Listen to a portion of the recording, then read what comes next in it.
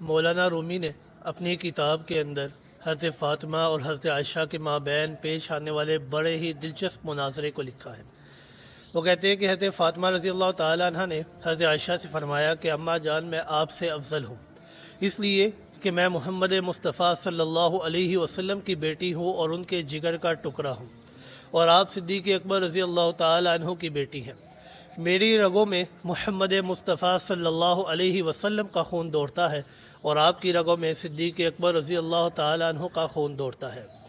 اب صدیق اور محمد مصطفیٰ میں زمین و آسمان کا فرق ہے، اس لیے میں آپ سے افضل ہوں۔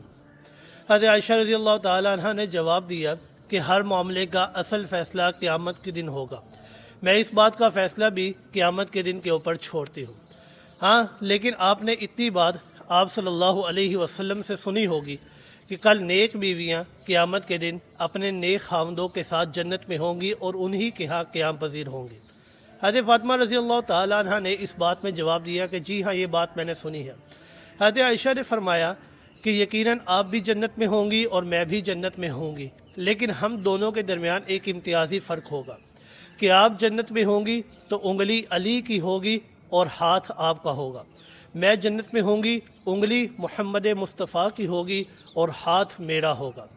آپ کے پلڑے میں مرتضیٰ آئیں گے، میرے پلڑے میں مصطفیٰ آئیں گے، اب تول کر دیکھ لیجئے کہ کس کا پلڑا بھاری ہے۔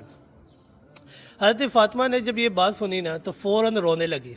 حضرت عائشہ رضی اللہ تعالیٰ عنہ نے ان کو اپنے بغلوں میں لیا اور ان کو دلاسا دیا کہ یہ تو دلیل کا جواب دلیل سے تھا، آپ کی بات کا جواب تھا،